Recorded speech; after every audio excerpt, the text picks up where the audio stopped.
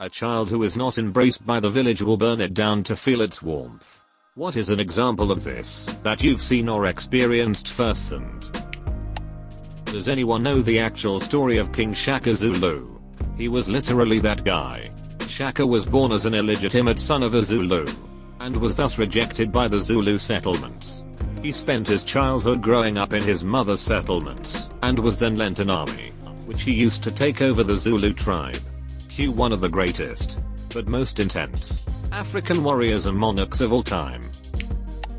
I went to school with a kid who seemed a little disturbed. Maybe it's just my bias, but he definitely seemed like the school shooter type. Well, no one liked this kid and constantly picked on him. Once in some random class in 7th grade I asked him if he wanted to be my partner for some dumb little assignment. We chatted in class for the rest of the year. Toward the end of high school he told me I kept him from some bad crap by being his best friend. I literally only talked to him in class for a few months, and by that point, hadn't talked to him in years.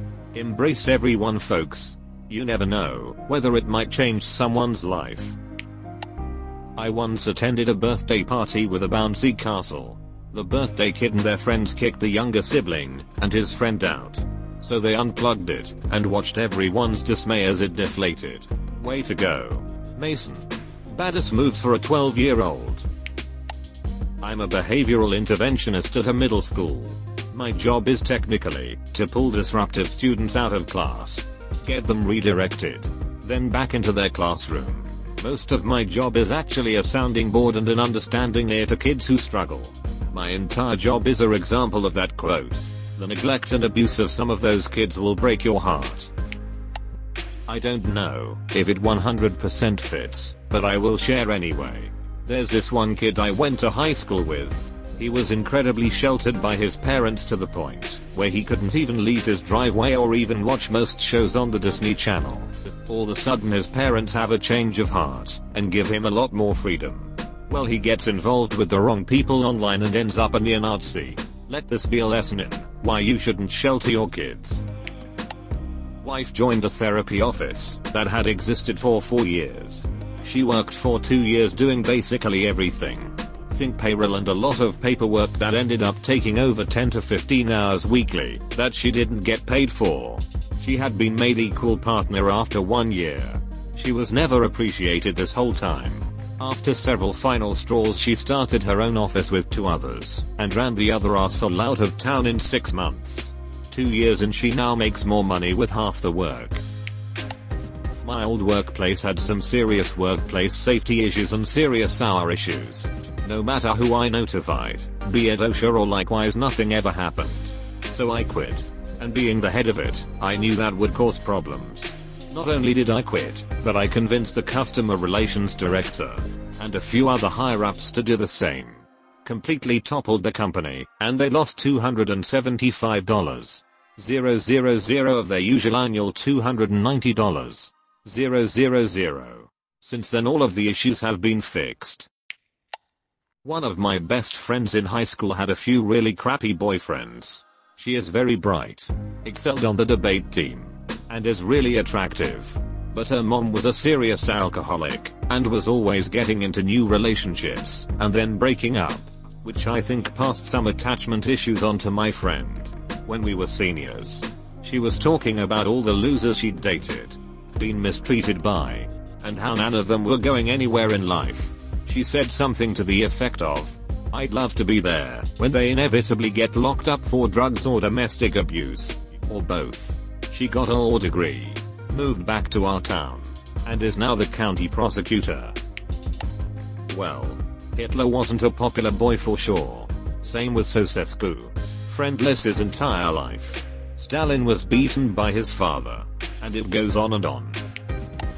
I think we can find this dynamic in most cases of most criminals. Me. My twin brother has Asperger's and my mom would give in to him all the time. I had to give up a lot to appease him. I love my brother, but gosh I resent him. My mom had 4 kids, and when my twin had a fit, and said the most horrible stuff, I was told I have to understand his my works differently. I had to go to therapy, and through the therapist, was the only way I was able to communicate. It's better now, but I still resent him because he made me feel unwanted, and that I wasn't as important as him. Now when he is upset at me, and my mom talks to me, I can't be understanding. If she tries to tell me, I shut it down, because I can't deal with that bull anymore. Ever watch Avatar? I got this statement from Azula. Especially understanding the unspoken element of her story, and what made the character the way she was. You could apply this to many minority groups that become insurgencies. This reminds me of another quote by JFK. Those who make peaceful revolution impossible will make violent revolution inevitable.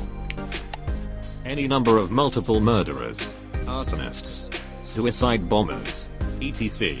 As a society we are just in love with abandonment. So we abandon our most vulnerable every chance we get. Instead of providing an environment in which everyone can flourish, we focus on degrading and reducing each other, so that we can lie to ourselves that we are the best, because we're least crafty. It doesn't stop us from being crafty, or from turning the world to crap.